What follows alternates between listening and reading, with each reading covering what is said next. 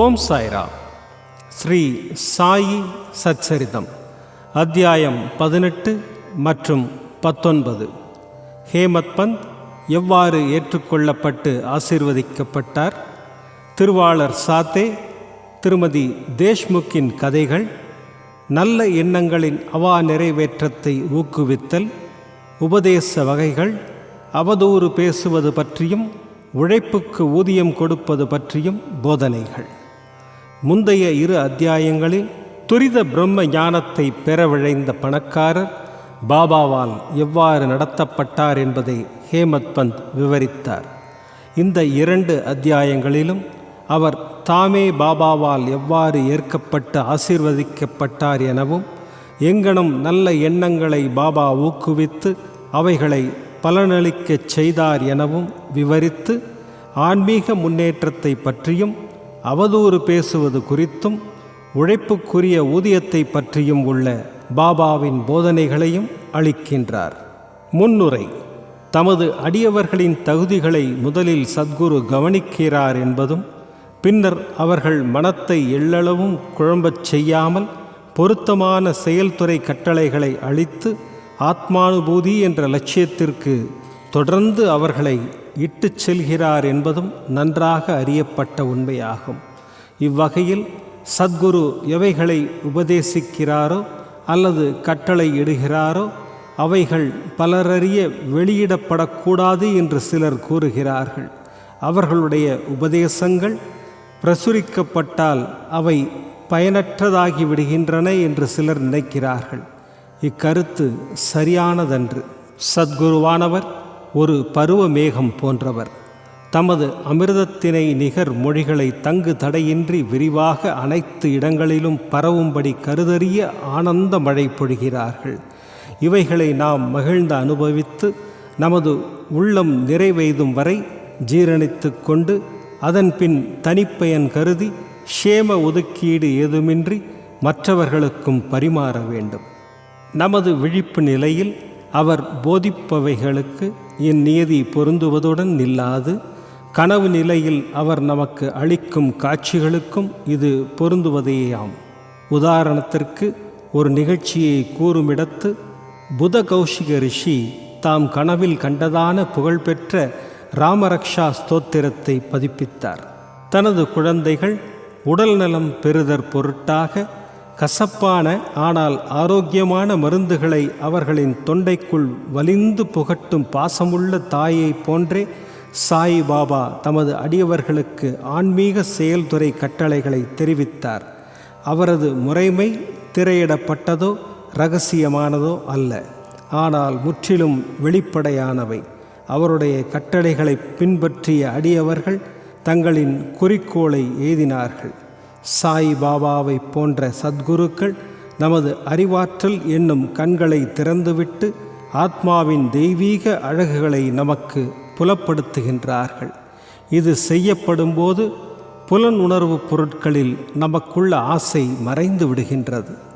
விவேகம், அதாவது பகுத்துணர்தல், வைராக்கியம், அதாவது பற்றறுத்தல் என்னும் இரட்டை கனிகள் நமது கைகளுக்கு கிட்டுகின்றன.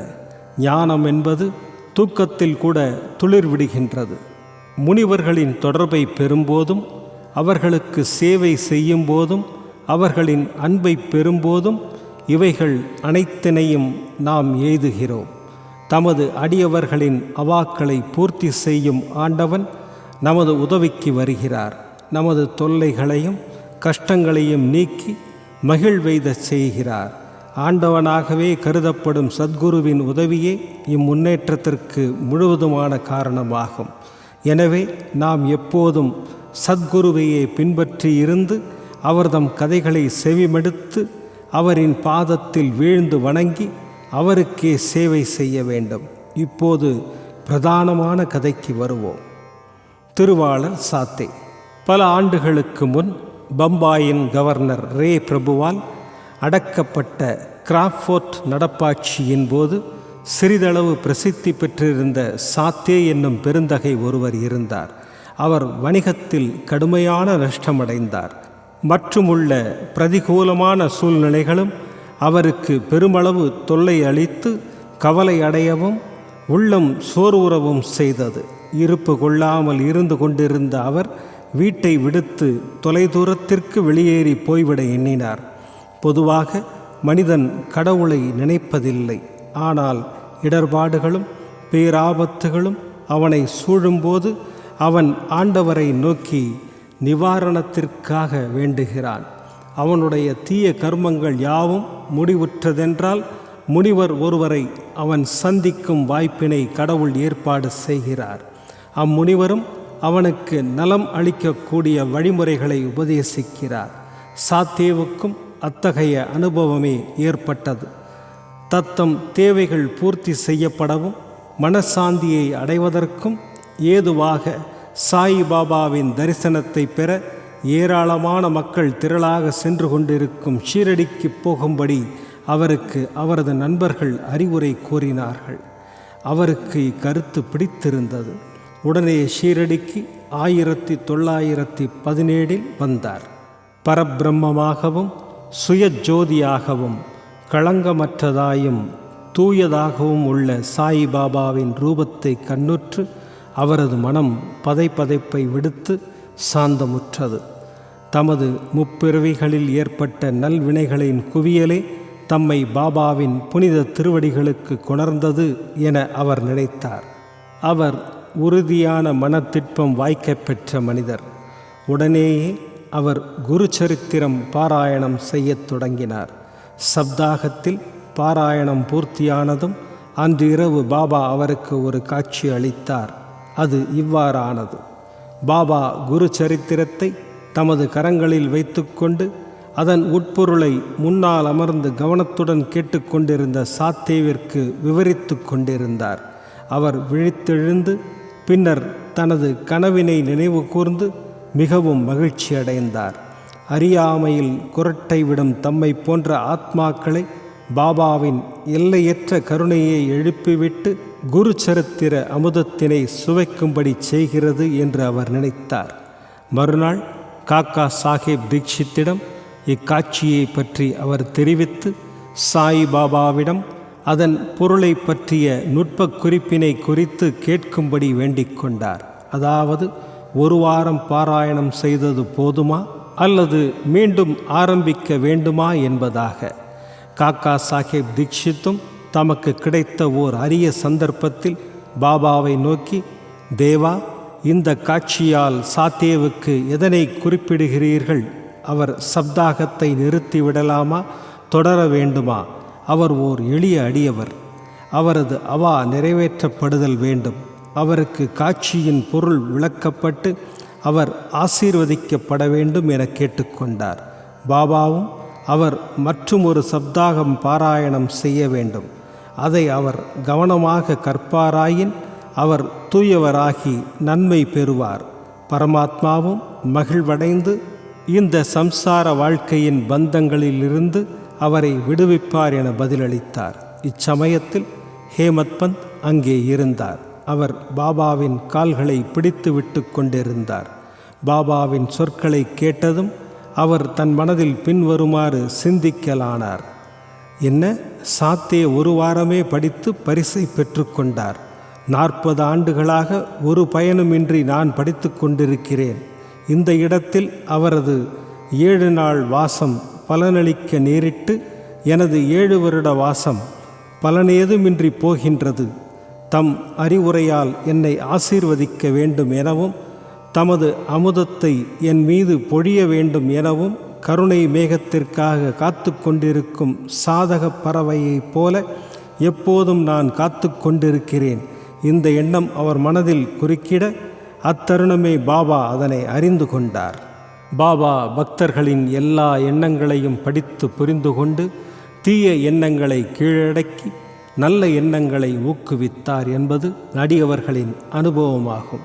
ஹேமத் பந்தின் உள்ளத்தினை படித்தறிந்து கொண்ட பாபா உடனே அவரை எழுந்து ஷாமாவிடம் சென்று 15 ரூபாய் தட்சணையாக பெற்றுக்கொண்டு அங்கு சிறிது நேரம் அவருடன் உரையாடிய பின்னர் திரும்பி வரும்படி கேட்டார்.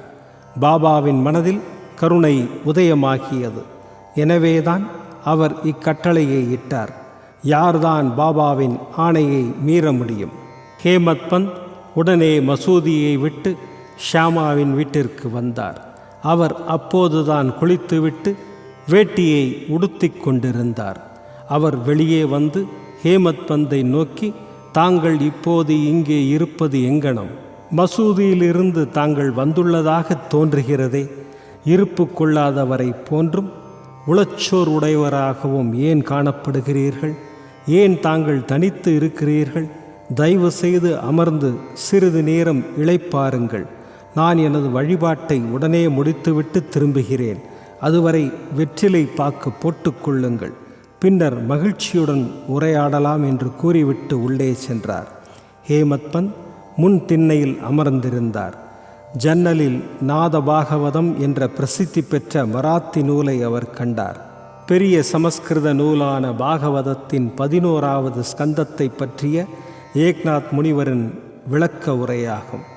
சாய் பாபாவின் யோசனையின் பேரில் அல்லது சிபாரசின் பேரில் திருவாளர்கள் பாபு சாஹேப் ஜோக்கும் காக்கா சாஹேப் தீட்சித்தும் ஷீரடியில் தினந்தோறும் பகவத்கீதையையும், அதாவது கிருஷ்ணருக்கும் அவரது தோழரும் பக்தருமான அர்ஜுனனுக்கும் இடையில் நிகழ்ந்த உரையாடலை அதன் மராத்திய விளக்க உரையான பாவர்த்த தீபிகா அல்லது ஞானேஸ்வரியுடன் நாத பாகவதத்தையும், அதாவது கிருஷ்ணருக்கும் அவரது சேவகரும் பக்தருமான உத்தவருக்கும் இடையே நிகழ்ந்த உரையாடல் மற்றும் மற்றைய பெரிய நூலான ஏக்நாத்தின் பாவார்த்த ராமாயணத்தையும் படித்தார்கள்.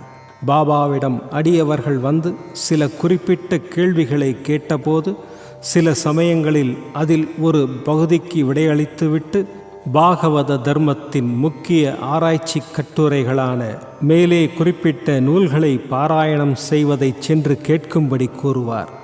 அடியவர்கள் சென்று அவற்றை கேட்கும்போது தங்கள் வினாக்களுக்கு பூரண திருப்தியான பதில்களை பெறுவார்கள். நாத பாகவதம் என்ற நூலின் சில பகுதிகளை ஹேமத் பந்தும் படிப்பது வழக்கம். அன்று மசூதிக்கு சென்று கொண்டிருந்த சில அடியவர்களுடன் சேர்ந்து செல்வதற்காக தினந்தோறும் தாம் படிக்கும் பகுதியை அவர் பூர்த்தி செய்யவில்லை. ஷியாமாவின் ஜன்னலிலிருந்து அந்த புத்தகத்தினை எடுத்து தற்செயலாக அதை புரட்டிய போது அவரது ஆச்சரியத்திற்கேற்ப முடிக்கப்படாத பகுதி வந்தது. நமது நித்திய பாராயணத்தை பூர்த்தி செய்வதற்கு ஏதுவாக பாபா தன்னை வெகு அன்புடன் ஷியாமாவின் வீட்டிற்கு அனுப்பியிருப்பதாக அவர் எண்ணினார். எனவே முடிக்கப்படாத பகுதியை படித்து பூர்த்தி செய்தார். இது முடிவடைந்த உடனே ஷியாமா வழிபாட்டை முடித்துவிட்டு வந்தார். அவர்களிடையே பின்வரும் உரையாடல் நிகழ்ந்தது. ஹேமத் பந்த், பாபாவிடம் இருந்து ஒரு தூது குறிப்புடன் நான் வந்துள்ளேன். தங்களிடமிருந்து தட்சணையாக 15 ரூபாய் பெற்றுக்கொண்டு சிறிது நேரம் தங்களுடன் அமர்ந்து மகிழ்ச்சியாக உரையாடிவிட்டு பின்னர் தங்களுடன் மசூதிக்கு திரும்பும்படி என்னை அவர் கேட்டுக்கொண்டிருக்கிறார். ஷியாமா ஆச்சரியத்துடன், என்னிடம் கொடுக்க பணம் ஏதும் இல்லை. ரூபாய்களுக்கு பதிலாக என்னுடைய 15 நமஸ்காரங்களை பாபாவிடம் தட்சணையாக எடுத்துச் செல்லுங்கள். ஹேமத் பந்த், மிக நல்லது. தங்களுடைய வணக்கங்கள் ஏற்றுக்கொள்ளப்பட்டன. இப்போது நாம் சிறிது உரையாடுவோம். நமது பாவங்களை அழிக்கும் பாபாவின் சில கதைகளையும் லீலைகளையும் கூறுங்கள். ஷியாமா, அப்படியென்றால் சற்றே இங்கு அமருங்கள். இக்கடவுளின் விளையாட்டு வியக்கத்தக்கது. அது தங்களுக்கு முன்னமே தெரியும். நான் ஒரு கிராமத்து குடியானவன். ஆனால் தாங்களோ அறிவுடைய குடிமகன். தாங்களே இங்கு வந்துற்றது முதலாக சிறிது அதிகமாகவே லீலைகளை கண்டு கொண்டிருக்கிறீர்கள். அவற்றை இங்கனம் நான் தங்கள் முன் விவரிப்பேன். நன்று, இந்தாருங்கள். வெற்றிலை பார்க்கு சேர்த்து தாம்பூலம் போட்டுக்கொள்ளுங்கள். நான் உள்ளே சென்று உடுத்திக்கொண்டு வந்துவிடுகிறேன். சில நிமிடங்களில் ஷியாமா வெளியே வந்து ஹேமத் பந்துடன் பேசத் தொடங்கினார். அவர் சொன்னார், இந்த ஆண்டவனின் லீலைகள் அறிந்து கொள்ள இயலாதவை. அவர் தம் லீலைகளுக்கு முடிவில்லை. யாரே அவற்றை கண்டுகொள்ள இயலும்? தமது லீலைகளினால் அவர் விளையாடுகிறார் என்றாலும் அவைகளுக்கு புறம்பாகவே இருக்கிறார். நாகரீகமற்றவர்களாகிய நமக்கு என்னதான் தெரியும்? பாபா தாமே ஏன் கதைகளை சொல்லவில்லை? தங்களை போன்ற கற்றறிந்தோரை என் போன்ற அறிவிலிகளிடம் ஏன் அவர் அனுப்புகிறார்? அவர்தம் வழிகள் கருதுதற்கு இயலாதவை, அவைகள் மனிதத்தன்மை வாய்ந்தவை அல்ல என்று மட்டும் என்னால் கூற இயலும். இந்த முன்னுரையுடன் ஷாமா தொடர்ந்தார். இப்போது என் நினைவில் இருக்கும் ஒரு கதையை நான் தங்களுக்கு விவரிக்கிறேன். அதை நானே நேரிடையாக அறிவேன்.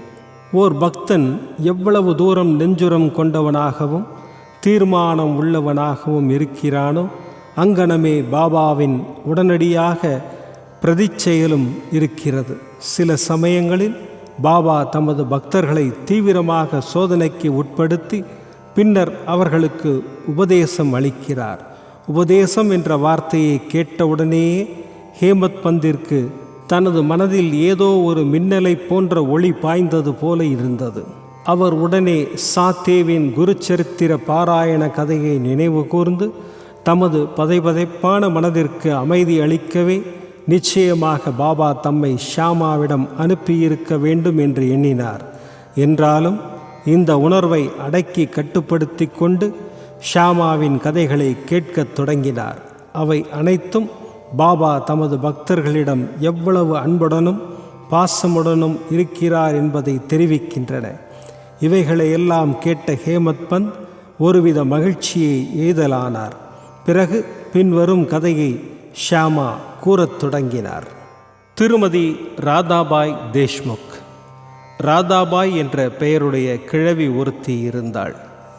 அவள் காஷாபா தேஷ்முக் என்பாரின் தாயாராவாள்.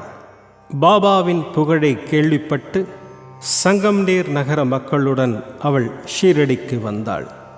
பாபாவின் தரிசனத்தை பெற்று மிகவும் திருப்தி அடைந்தாள். பாபாவை மிகவும் உள்ளார்ந்த அன்புடன் அவள் நேசித்தாள். தான் பாபாவை குருவாக ஏற்றுக்கொண்டு அவரிடமிருந்து ஏதேனும் உபதேசம் பெற வேண்டும் என்று தீர்மானித்தாள். அதை தவிர அவளுக்கு வேறு ஒன்றும் தெரியாது. பாபா அவளை ஏற்றுக்கொண்டு மந்திரமோ உபதேசமோ அளிக்காத வரையில் தான் சாகும் வரை உண்ணாவிரதம் இருக்கப் போவதாக உறுதி பூண்டாள். தனது இருப்பிடத்தில் தங்கி 3 நாட்களாக உணவையும் நீரையும் விட்டொழித்தாள். கிழவியின் இந்த மிக கடுமையான பரீட்சையை கண்டு நான் திகிலடைந்தேன். அவள் சார்பில் பாபாவிடம் இடையிட்டு பரிந்து பேசினேன். நான் கூறினேன், தேவா, தாங்கள் இவ்வாறாக தொடங்கியிருப்பது என்ன? தாங்கள் ஏராளமானவர்களை இவ்விடம் ஈர்த்து இழுக்கிறீர்கள். தங்களுக்கு அக்கிழவியை தெரியும். அவள் மிகவும் பிடிவாதமுடையவளாகவும் தங்களையே முழுவதுமாக சார்ந்தும் இருக்கிறாள். தாங்கள் அவளை ஏற்றுக்கொண்டு உபதேசம் தந்தாலொழிய சாகும் வரை உண்ணாவிரதம் இருப்பதாக தீர்மானித்து இருக்கிறாள். ஏதாவது மோசமாக நிகழ்ந்துவிட்டால் மக்கள் தங்கள் மீது பழி சுமத்துவார்கள். பாபா அவளுக்கு உபதேசிக்கவில்லை, அதன் விளைவாக அவள் மரணமடைந்தாள் என்று கூறுவார்கள். எனவே அவள் மீது கருணை கூர்ந்து அவளை ஆசீர்வதியுங்கள், அவளுக்கு அறிவுறுத்துங்கள். அவளது தீர்மானமான உறுதியைக் கண்டு பாபா அவளை கூப்பிட்டு அனுப்பினார். பின்வருமாறு அவளிடம் உரையாற்றி அவளது மனப்போக்கை மாற்றினார். ஓ அம்மா, ஏன் தேவையற்ற சித்திரவதைக்கு தங்களை தாங்களே உட்படுத்தி கொண்டு சாவை எதிர்நோக்குகிறீர்கள்? தாங்கள் உண்மையிலேயே எனது தாய். நான் தங்களது குழந்தை. என்மேல் இரக்கம் கொண்டு நான் சொல்வதை முழுவதும் கேட்பீர்களாக. எனது சொந்த கதையே சொல்கிறேன். அதை கவனமாக கேட்பீர்களானால் தங்களுக்கு அதனால் நன்மை விளையும். எனக்கு ஒரு குரு இருந்தார். அவர் ஒரு மாபெரும் முனிவர், மிக்க கருணை உள்ளவர். நான் அவருக்கு நெடுங்காலம் சேவை செய்தேன். பன்னெடுங்காலம் எனினும் அவர் என் காதுகளில் எவ்வித மந்திரத்தையும் ஓதவில்லை. அவரை ஒருபோதும் விட்டு பிரியாமல் இருக்கவும், அவருடனேயே தங்கியிருந்து அவருக்கு சேவை செய்யவும், எப்பாடுபட்டாவது அவரிடமிருந்து சிறிது உபதேசம் பெறவும் எனக்கு கூரிய ஆர்வம் இருந்தது. ஆனால் அவருக்கு தமக்கே உரிய வழிமுறை இருந்தது. அவர் என் தலையை மொட்டை அடிக்கச் செய்து 2 பைசாக்களை தட்சணையாக கேட்டார். நான் அவைகளை உடனே அளித்தேன். எனது குரு முழு நிறைவானவராயிருப்பதால் அவர் ஏன் பணத்தை கேட்க வேண்டும்? அப்படியாயின் அவரை எங்கனம் பற்றற்றவர் என்று கூறவியலும் என்று தாங்கள் கேட்பீர்கள் என்றால், காசுகளை அவர் லட்சியம் செய்யவில்லை என்று நான் ஒளிவு மறைவின்றி பதில் கூறுவேன். அவைகளை கொண்டு அவருக்கு ஆக வேண்டியது என்ன? அவர்தம் 2 பைசாக்களாவன: 1 உறுதியான நம்பிக்கை, அதாவது நிஷ்டா; 2 பொறுமை அல்லது விடாமுயற்சி, அதாவது சபூரி. இந்த 2 பைசாக்களை நான் அவருக்கு அளித்தேன். அவர் பெரிதும் மனம் மகிழ்ந்தார். எனது குருவிடம் தஞ்சமாக நான் 12 ஆண்டுகள் இருந்தேன். அவர் என்னை வளர்த்தார். உணவுக்கும் உடைக்கும் பஞ்சமில்லை. அவர் முழுமையும் அன்புடையவராக இருந்தார். ஆம், அவர் அன்பின் அவதாரமே ஆவார். எங்கனம் நான் அதை விவரிக்க இயலும்? அவர் என்னை மிக மிக அதிகமாக விரும்பினார். அவரை போன்ற குரு அபூர்வம். நான் அவரை நோக்கும்போது ஆழ்ந்த தியானத்தில் இருப்பதாக காணப்பட்டார். பின்னர் நாங்கள் இருவரும் பேரின்பத்தில் நிரம்பி விடுவோம். இரவும் பகலும் நான் பசி தாகத்தை மறந்து அவரையே ஆழ்ந்து நோக்கிக் கொண்டு இருப்பேன். அவரின்றி நான் இருப்பு கொள்ளாதவனானேன். எனக்கு எனது தியானத்திற்கு அவரை தவிர வேறெவ்வித பொருளும் இல்லை. அன்றி அவருக்கு பணிவிடை செய்வதை தவிர எனக்கு வேறெவ்வித வேலையும் இல்லை. அவரே எனது ஒரே அடைக்கலம். எனது மனம் எப்போதும் அவர் மீதே உறுதிப்படுத்தப்பட்டிருந்தது. இந்த நிஷ்டா, அதாவது உறுதியான நம்பிக்கை, 1 பைசா தட்சணையாகும். சபூரி, பொறுமை அல்லது விடாமுயற்சி என்பது மற்றொரு பைசாவாகும். குருவிடம் நான் பொறுமையுடன் மிக நீண்ட காலம் வரை சேவை செய்தேன். இந்த சபூரியானது உங்களை இவ்வுலக வாழ்க்கை எனும் பெருங்கடலை கடப்பதற்குரிய தோணியிலேற்றி அக்கறை சேர்ப்பிக்கும். மனிதனிடத்தில் உள்ள ஆண்மையே சபூரி. அது பாவங்களையும் வேதனைகளையும் நீக்குகிறது. பல்வேறு வகைகளில் பேராபத்துகளை விலக்குகிறது. எல்லா அச்சங்களையும் அப்பால் அகற்றுகிறது. கடைமுடிவாக உங்களுக்கு வெற்றி அளிக்கிறது. சபூரி நற்பண்புகளின் சுரங்கம், நல்லெண்ணங்களின் கூட்டாளி. நிஷ்டாவும் சபூரியும் ஒருவரை ஒருவர் மிக நெருக்கமாக நேசிக்கும் இரட்டை சகோதரிகளை நிகர்த்தவை. என்னுடைய குரு ஒருபோதும் வேறெதையும் என்னிடமிருந்து எதிர்பார்த்ததில்லை. அவர் என்னை ஒருபோதும் புறக்கணித்ததும் இல்லை. எப்போதும் என்னை பாதுகாத்தார். நான் அவருடன் தங்கி வாழ்ந்தேன். சில சமயம் அவரை விட்டு பிரிந்து வாழ்ந்தேன். எனினும் நான் ஒருபோதும் அவர்தம் அன்புடைமைக்கு தேவையோ அன்பின்மையோ கண்டதில்லை. தாய் ஆமையானது தனது இளங்குட்டிகளை தன் அருகில் இருப்பினும், தன்னை விட்டு நீங்கி ஆற்றின் அக்கறையில் இருப்பினும் தனது அன்பு பார்வையால் பேணி வளர்க்கும். அதே விதமாக அவர் தம்முடைய கண்ணோட்டத்தினாலேயே எப்போதும் என்னை பாதுகாத்தார். ஓ அன்னையே, எனது குரு எனக்கு எவ்வித மந்திரத்தையும் போதிக்கவில்லை. பின்னர் நான் எங்கனம் தங்களது காதுகளில் மந்திரத்தை ஓத முடியும்? குருவின் ஆமையினத்தை நிகர்த்த அன்பு கண்ணோட்டம் ஒன்றே நமக்கு மகிழ்ச்சியை நல்குகிறது. எவரிடமிருந்தும் மந்திரமோ உபதேசமோ பெற முயலாதீர்கள். என்னையே உங்களது எண்ணங்கள், செயல்கள் இவற்றின் ஒரே குறிக்கோளாக அமைத்து கொள்ளுங்கள். சந்தேகம் ஏதுமின்றி நீங்கள் நிச்சயம் பரமார்த்திகத்தை, வாழ்வின் ஆன்மீக குறிக்கோளை எய்துவீர்கள். என்னை உங்களது முழு மனத்தோடு நோக்குங்கள். பதிலாக நானும் அங்கணமே தங்களை நோக்குவேன். இம்மசூதியில் அமர்ந்து கொண்டு நான் உண்மையையே பேசுகிறேன். உண்மையை தவிர வேறெதும் பேசவில்லை. சாதனைகள் ஏதும், 6 சாஸ்திரங்களில் கைதேர்ந்த அறிவு ஏதும் தேவையில்லை. உங்களது குருவினிடத்தில் நம்பிக்கையும் பற்றுறுதியும் கொள்ளுங்கள். குருவே தனி ஒருவரான நடத்துனர், இயக்குனர் என நம்புங்கள். தனது குருவின் பெருமையை அறிபவன் அவரையே ஹரிஹர பிரம்மம் என்ற திருமூர்த்தி அவதாரம் என்று கருதுபவன் ஆசீர்வதிக்கப்பட்டவன். இவ்வாறாக அறிவுறுத்தப்பட்டு கிழவி உடன்பட்டாள். அவள் பாபாவை வணங்கி உண்ணாவிரதத்தை கைவிட்டாள். இக்கதையை கவனத்துடனும் கருத்துடனும் கேட்டுக்கொண்டிருந்த ஹேமத் பந்த் அதன் குறிப்பு நுட்பத்தையும் பொருத்தத்தையும் குறித்து பெருமளவு ஆச்சரியத்தில் மூழ்கினார். பாபாவின் இவ்வதிசய லீலையை கண்டுகொண்டு உச்சி முதல் உள்ளங்கால் வரை அவர் உருகினார். மகிழ்ச்சி பெருக்கால் பொங்கி வழியலானார். அவர்தம் தொண்டை அடைத்தது. ஒரு வார்த்தை கூட அவரால் பேச முடியவில்லை. ஷாமா இந்நிலையில் அவரை நோக்கி, தங்களுக்கு என்ன நேர்ந்தது? ஏன் மௌனமாகி விட்டீர்கள்? பாபாவின் கணக்கற்ற லீலைகளை இன்னும் எவ்வளவை நான் விவரிக்க வேண்டும் என்று கேட்டார். இது தருணம் மத்தியான வழிபாடும் ஆரத்தி சடங்கும் மசூதியில் ஆரம்பமாகிவிட்டன என்பதை அறிவிக்கும் வகையில் மசூதியில் இருக்கும் மணி அடிக்கத் தொடங்கியது. எனவே ஷியாமாவும் ஹேமத் பந்தும் மசூதியை நோக்கி விரைந்தனர். பாபு சாஹேப் ஜோக் அப்போதுதான் வழிபாட்டை துவங்கியிருந்தார். பெண்கள் மசூதியின் உள்ளே மேல்தளத்திலும் ஆண்கள் கீழே உள்ள திறந்தவெளி தாழ்வாரத்திலும் நின்று கொண்டு ஆரத்தியை கோஷத்துடன் எல்லோரும் பலமாக மேளங்கள் முழங்க பாடிக்கொண்டிருந்தனர். ஷியாமா தன் கூடவே ஹேமத் பந்தையும் இழுத்து கொண்டு மேலே சென்றார். பாபாவுக்கு வலதுபுறம் அவரும் ஹேமத் பந்த் முன்னாலும் அமர்ந்தனர்.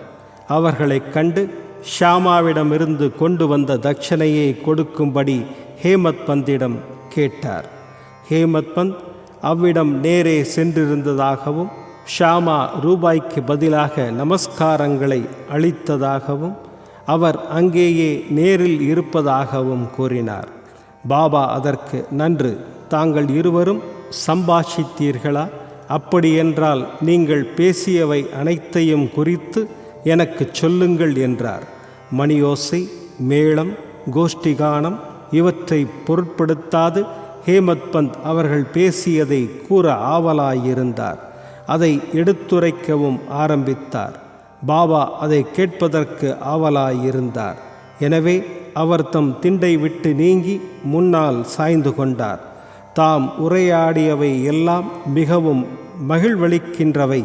குறிப்பாக கிழவியின் கதை மிக மிக அற்புதமானது என்றும் அதை செவிமடுத்ததன் பொருட்டு அவர் பாபாவின் லீலை விவரிக்க இயலாதது என்றும், கதை என்ற புறத்தோற்றத்தில் பாபா தம்மையே உண்மையில் ஆசீர்வதித்திருப்பதாக தாம் நினைப்பதாக கூறினார். பின்னர் பாபா, கதை அற்புதமானது. எங்கனம் நீங்கள் ஆசீர்வதிக்கப்பட்டீர்கள். நான் உங்களிடமிருந்து எல்லாவற்றையும் விளக்கமாக அறிந்து கொள்ள விரும்புகிறேன். எனவே அவை அனைத்தையும் குறித்து எனக்கு இப்போது சொல்லுங்கள் என்றார். ஹேமத் பந்த் தான் சற்று முன்னர் கேட்ட தனது உள்ளத்தில் நிலையான முத்திரையை ஏற்படுத்திய கதையை முழுக்க விவரித்தார். இதை கேட்டு பாபா மிகவும் மகிழ்ச்சியுற்றார். மேலும் அவரை நோக்கி, இக்கதை உமது உள்ளத்தில் பதிவுற்றதா? அதன் குறிப்பு நுட்பத்தை பிடித்து கொண்டீரா என்றார். அவர், ஆம் பாபா, எனது மனத்தின் பதைப்பதைப்பு மறைந்தொழிந்தது. எனக்கு உண்மையான சாந்தியும் அமைதியும் கிடைத்தன. நான் உண்மையான வழியை அறிய பெற்றேன் என்றார். பாபா பின்வருமாறு உரைத்தார். எனது நிகழ்முறை மிகவும் தனித்தன்மை வாய்ந்தது. இக்கதையை நன்றாக ஞாபகப்படுத்திக் கொள்ளுங்கள். அது மிகவும் பயனுள்ளதாக இருக்கும். ஆத்மாவின் ஞானத்தை அடைவதற்கு தியானம் இன்றியமையாதது. அதை இடையறாது பயிற்சித்தீர்களானால் விருத்திகள் அமைதிப்படுத்தப்படும். ஆசைகளற்ற நிலையில் இருந்து கொண்டு நீங்கள் அனைத்துயிர்களிலும் இருக்கின்ற ஆண்டவரை தியானியுங்கள். மனது ஒருமுகப்படுத்தப்பட்ட பின்பு நமது குறிக்கோள் எய்தப்பட்டுவிடும். ஞானம் எனும் பண்பே திருவுரு கொண்டது எனவும் உணர்வு திரளும் பேரானந்தமுமாகிய எனது உருவமற்ற இயல்பை எப்போதும் தியானம் செய்யுங்கள். இதை செய்ய தங்களால் இயலாவிடில் இங்கே இரவும் பகலும் காண்பதைப் போன்று உச்சி முதல் உள்ளங்கால் வரையுள்ள எனது ரூபத்தை தியானம் செய்யுங்கள். இதை தாங்கள் செய்து கொண்டே போகும்போது தங்களின் விருத்திகள் ஒரே இலக்கில் குவிக்கப்படும். தியானம் செய்பவர் தியானிக்கப்படும் பொருள் இவைகளிலுள்ள வேறுபாடு மறைந்துவிடும்.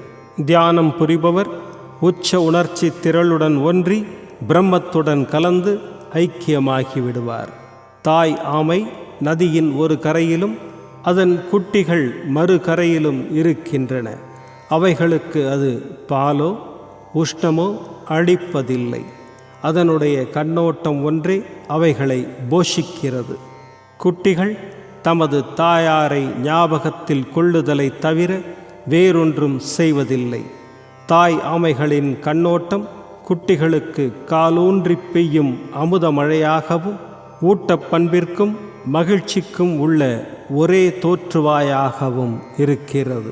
குருவுக்கும் சீடர்களுக்கும் இடையிலுள்ள உறவும் அத்தகையதே ஆகும். பாபா இம்மொழிகளை உதிர்த்து முடித்த பின்பு ஆரத்தி கோஷ்டி கானம் முடிவுற்றது. அனைவரும் உரக்க ஒரே குரலில் சச்சிதானந்த ஸ்வரூபியாயிருக்கிற சத்குரு சாய்நாத் மகராஜுக்கு ஜெய் என்று கூவினார்கள். அன்பார்ந்த வாசகர்களே, நாமும் இந்த நேரம் மசூதியில் கூட்டத்துடன் நின்று கொண்டிருப்பதாக நினைத்து கொள்வோம். ஜெய ஜெய கோஷத்தில் நாமும் அவர்களுடன் பங்கு கொள்வோம். ஆரத்தி சடங்கு முடிவடைந்த பின்னர் பிரசாதம் விநியோகிக்கப்பட்டது. வழக்கம் போல் பாபு சாஹேப் ஜோக் முன்னே வந்து பாபாவை வணங்கிய பின் அவரின் உள்ளங்கை நிறைய கற்கண்டை அளித்தார். பாபா இவை முழுவதையும் ஹேமத் பந்தின் கைகளில் திணித்து அவரிடம் இக்கதையை உள்ளத்தில் இருத்தி நன்றாக நினைவில் வைத்து கொள்வீர்களேயானால் தங்களது நிலையும் கற்கண்டை போலவே சுவையுள்ளதாகும்.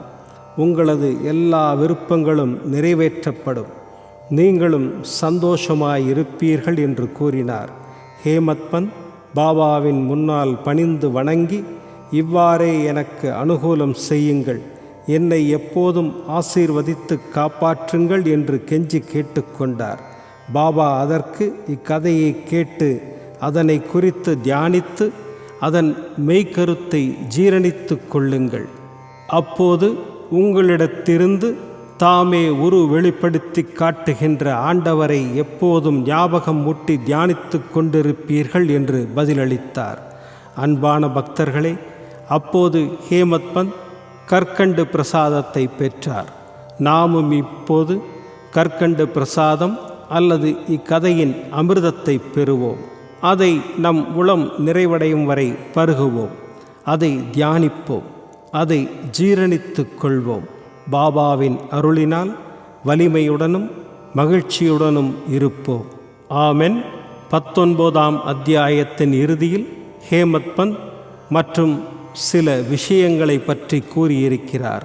அவைகள் கீழே தரப்பட்டுள்ளன.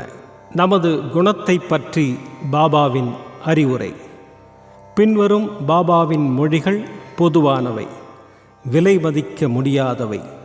அவைகள் மனதில் இருத்தப்பட்டு அதற்கேற்ப செயல்படுத்தப்பட்டால் எப்போதும் உங்களுக்கு நன்மை அளிக்கும்.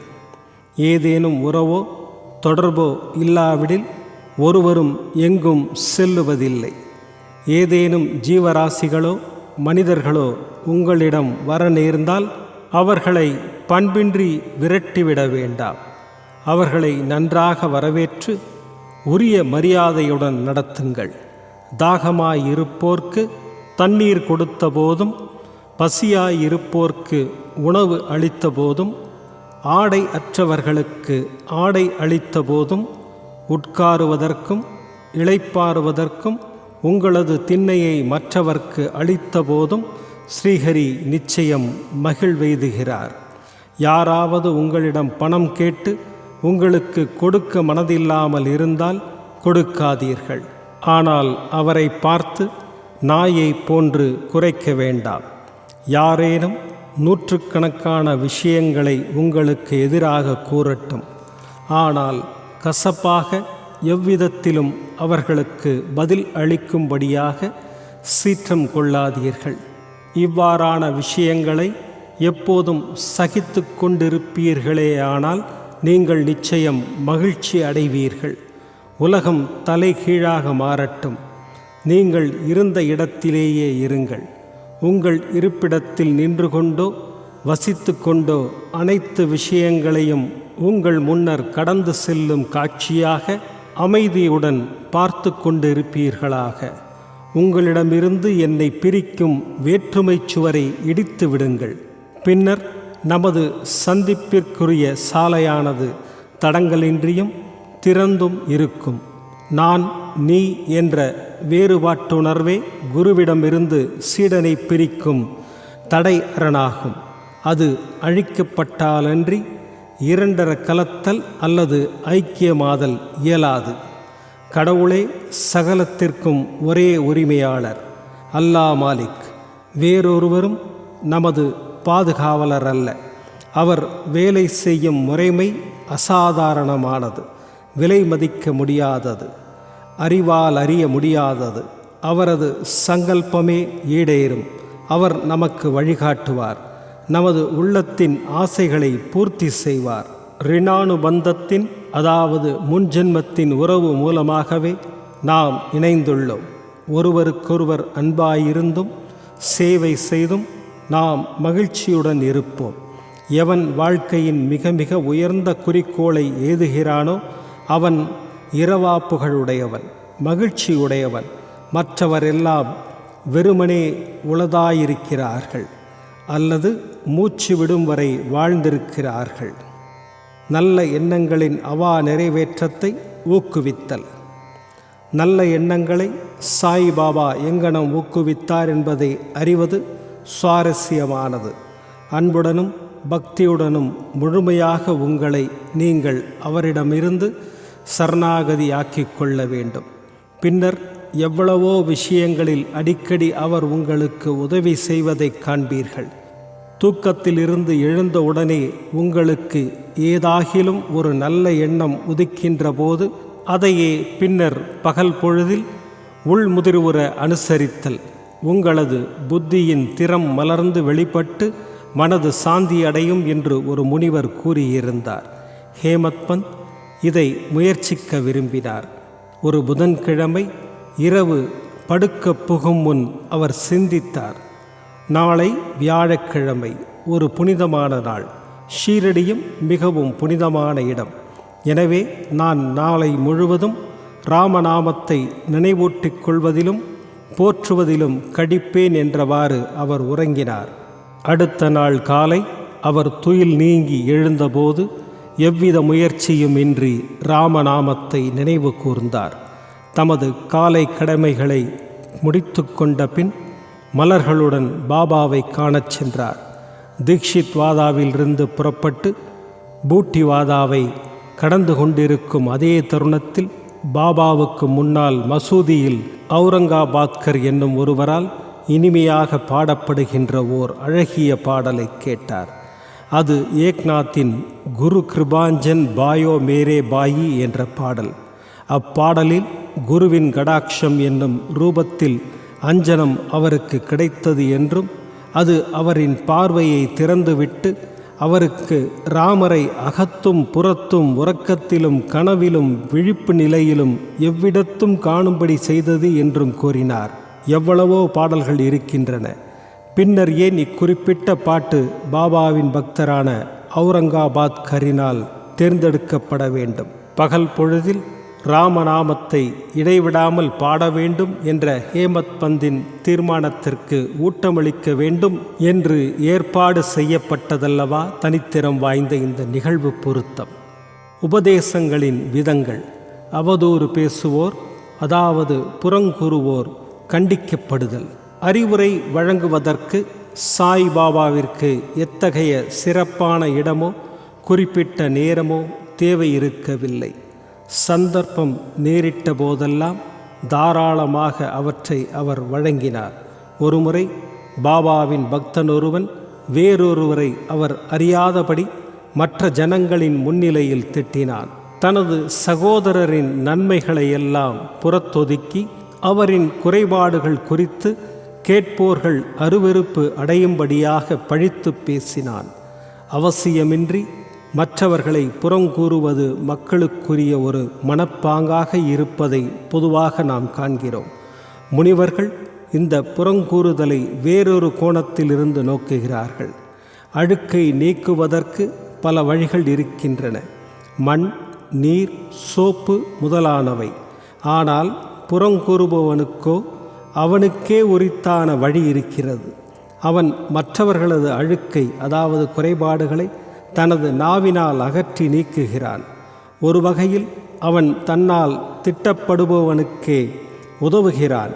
இதற்காக அவனுக்கு நன்றி செலுத்த வேண்டும். புறம் கூறுபவனை திருத்துவதற்கு சாய்பாபாவுக்கு அவருக்கே உரியதான வழி இருக்கிறது. அவர் தமது நிறை பேரறிவினால் அந்த புறம் கூறுவோன் செயலை அறிந்திருந்தார். மதியம் அவர் அவனை லெண்டி தோட்டத்திற்கு அருகில் பார்த்தபோது வேலிக்கருகில் இருந்த மலத்தை உண்ணும் ஒரு பன்றியை அவனுக்கு சுட்டி காண்பித்து, பார், அது எத்தகைய சுவை மனச்சிறப்புடன் மலத்தை பேராவலுடன் விழுங்குகிறது. உனது நடத்தையும் அத்தகையதே. உனது தோடர்களை நீ மனதார திட்டிக்கொண்டே இருக்கிறாய். பல்வேறு நல்வினைகளை செய்ததன் பலனாக நீ மனிதனாக பிறந்திருக்கின்றாய். இவ்வாறு நீ நடந்து கொண்டால் ஷீரடி உனக்கு எவ்விதத்திலாவது உதவி செய்யுமா என்று கேட்டு அவனுக்கு அறிவுரை வழங்கினார். அப்பக்தன் இப்பாடத்தை உள்ளத்தில் ஏற்றுக்கொண்டு சென்றான் என்று சொல்லத் தேவையில்லை. இவ்விதமாக பாபா அவசியம் நேரிட்ட போதெல்லாம் அறிவுரைகளை வழங்கி கொண்டே இருந்தார். இவைகள் நமது மனதில் ஏற்றுக்கொள்ளப்பட்டு அதன்படி செயலாற்றப்பட்டால் ஆன்மீக லட்சியம், அதாவது அனுபூதி, நெடுந்தொலைவில் இல்லை. என் ஹரி இருந்தால் அவர் எனது கட்டிலேயே எனக்கு உணவளிப்பார் என்னும் ஒரு பழமொழி இருக்கிறது. உணவு உடை விஷயத்தில் மட்டுமே இப்பழமொழி உண்மை. ஆனால் இதை நம்பி எவனாகிலும் அமைதியாக அமர்ந்து கொண்டு ஆன்மீக விஷயங்களில் ஒன்றும் செய்யாமல் இருந்தால் அவன் படுவீழ்ச்சி எய்துவான். ஆன்ம உணர்வை அடைய தன்னைத்தான் தனக்கு இயலும் உச்ச அளவு செயலில் முனைவித்து கொள்ள வேண்டும். எவ்வளவு அதிகம் அவன் பெருமுயற்சி கொள்கிறானோ அவ்வளவு அதிகம் அவனுக்கு நல்லது. பாபா தாம் நிலம், காற்று, நாடு, உலகம், ஒளி, மோட்சம் ஆகியவை எங்கனும் நிறைந்திருக்கும் சர்வ வியாபி என்றும் தாம் ஒரு வரையறை உடையவரல்ல என்றும் கூறினார். பாபா 3.5 முழ உயரம் உள்ள அவரின் உடம்பே என்று எண்ணுபவர்களின் தவறான கருத்தை நீக்குதற் பொருட்டாக அவர் இந்த ரூபத்தில் தாமே அவதரித்து கொண்டார். இரவும் பகலும் எந்த பக்தனாவது பூர்ண ஆத்ம சரணாகதியுடன் அவர் மீதே தியானம் புரிவானாயின் அவன் அவருடன் 2.5 இனிப்பும் சர்க்கரையும் போன்றும், அலையும் கடலும் போன்றும், கண்ணும் ஒளியும் போன்றும் முழுமையான ஐக்கியத்தை துய்த்துணர்வான். பிறப்பு இறப்பு என்னும் சுடலை ஒழித்து அமைதியுற வேண்டியவன் நேர்மையான வாழ்க்கை நடத்த வேண்டும். அமைதியாகவும் கட்டுப்பட்ட மனத்துடனும் இருக்க வேண்டும். யாரையும் புண்படுத்தும்படியாக வெடுக்கென்று பேசக்கூடாது. எப்போதும் நல்வினைகளில் தன்னை ஈடுபடுத்தி கொள்ள வேண்டும். தனது கடமைகளை செய்ய வேண்டும். தானே உள்ளத்தாலும் உயிராலும் அவரிடம் சரணாகதி அடைய வேண்டும். அதன் பின்னர் அவன் எதற்கும் பயப்பட வேண்டியதில்லை. அவரையே முழுமையாக நம்புபவனும் அவர்தம் லீலைகளை கேட்டு அதையே விவரமாக எடுத்து கூறுபவனும் வேறெதை பற்றியும் சிந்திக்காதவனும் ஆத்மானுபூதியை அடைவது உறுதி. பாபா தமது பெயரையே நினைவில் வைக்கும்படியும் தம்மிடமே சரணாகதி அடையும்படியும் பலரை கேட்டுக்கொண்டார். ஆனால் தாங்கள் யார் என்று அறிய விரும்பியவர்களுக்கு சிரவணத்தையும் மனனத்தையும் அறிவுறுத்தினார். சிலரை கடவுள் பெயரை நினைவில் வைத்து கொள்ளும்படியும், சிலரை அவரது லீலைகளை கேட்டு கொண்டிருக்கும்படியும், சிலரை தமது பாத பூஜை செய்யும்படியும், சிலரை அத்தியாந்த ராமாயணம், ஞானேஸ்வரி மற்றும் பிற திருமுறை நூல்களை படிக்கும்படியும் அறிவுறுத்தினார். சிலரை தமது பாதத்தடியில் அமரும்படி இருத்தி வைத்தார். சிலரை கண்டோபா கோவிலுக்கு அனுப்பினார். சிலரை விஷ்ணுவின் 1000 நாமங்களை ஜபம் செய்யும்படியும் மற்றும் சிலரை சாந்தோக்கிய உபனிஷத்தம் கீதையை கற்கும்படியாகவும் கூறினார். அவர்தம் உபதேசங்களுக்கு எவ்வித வரையறையோ கட்டுப்பாடோ கிடையாது. சிலருக்கு அதை நேரிடையாகவே கொடுத்தார், மற்றும் சிலருக்கு கனவில் காட்சிகள் மூலம் அளித்தார். குடிப்பழக்கத்துக்கு அடிமையாயிருந்த ஒருவரின் கனவில் தோன்றி அவரது மார்பில் உட்கார்ந்து அழுத்தி மதுவை தொடுவதில்லை என்று அவர் சத்தியம் செய்து கொடுத்த பின்பு அவரை விட்டு அகன்றார். சிலருக்கு கனவில் குரு பிரம்மா, குரு விஷ்ணு போன்ற மந்திரங்களை விளக்கினார். ஹடயோகம் பழகி கொண்டிருந்த பக்தர் ஒருவருக்கு ஹடயோக பயிற்சிகளை நிறுத்தி கொள்ள வேண்டும் என்றும் அமைதியுடன் அமர்ந்து பொறுமையாய் இருக்க வேண்டும் என்றும் சொல்லி அனுப்பினார். அவரது எல்லா வழிகளையும் செயல்முறைகளையும் விவரிக்க இயலாது. சாதாரண உலக விவகாரங்களில் தமது செயல்களால் முன் உதாரணங்கள் அமைத்தார். அவைகளில் ஒன்று கீழே தரப்பட்டிருக்கிறது. உழைப்புக்கு கூலி. ஒரு நாள் மத்தியான வேளையில் ராதாகிருஷ்ண மாயியின் வீட்டிற்கு அருகில் பாபா வந்து எனக்கு ஒரு ஏணி கொண்டு வாருங்கள் என்று கூறினார். சிலர் அதை கொண்டு வந்து பாபா குறிப்பிட்டபடி அதை ஒரு வீட்டு சுவரில் சாய்த்து வைத்தனர். வாமன் கோன்கருடைய வீட்டு கூரையின் மீது ஏறி ராதாகிருஷ்ண மாயியின் கூரை மீது நடந்து சென்று மற்றொரு மூலையில் இருந்து கீழே இறங்கினார். பாபா எந்த குறிக்கோளுடன் இருந்தார் என்பதை ஒருவரும் அறிய இயலவில்லை. மலேரியா காய்ச்சலால் ராதாகிருஷ்ண மாயி நடுங்கிக் கொண்டிருந்தாள். அதை ஓட்டி விரட்டுதல் பொருட்டு அவர் மேலே ஏறியிருக்கலாம். கீழே இறங்கிய உடனே ஏணியை கொண்டு வந்தவர்களுக்கு பாபா 2 ரூபாய் கொடுத்தார். சிலர் தைரியத்துடன் பாபாவை ஏன் அவர் இவ்வளவு அதிகம் கொடுத்தார் என்று கேட்டனர். அதற்கு அவர் ஒருவரும் மற்றவர்களின் உழைப்பை வெறுமையாக கொள்ளக்கூடாது என்று கூறினார்.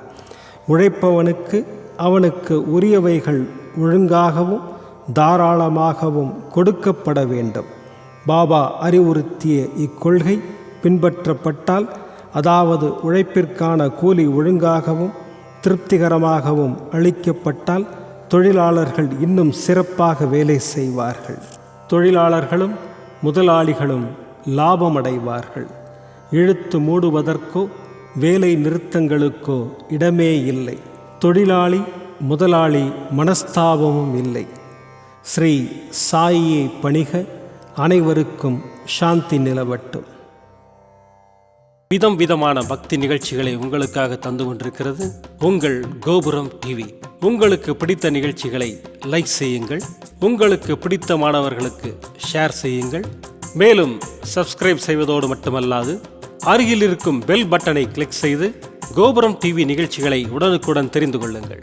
மற்றும் ஒரு மகிழ்ச்சியான செய்தி, கோபுரம் டிவி ஆப்பை கூகுள் பிளே ஸ்டோரில் ஃப்ரீ டவுன்லோட் செய்து கோபுரம் டிவி நிகழ்ச்சிகளை தொடர்ந்து கண்டுகளியுங்கள். பாருங்கள், ரசியுங்கள், பரவசமடையுங்கள்.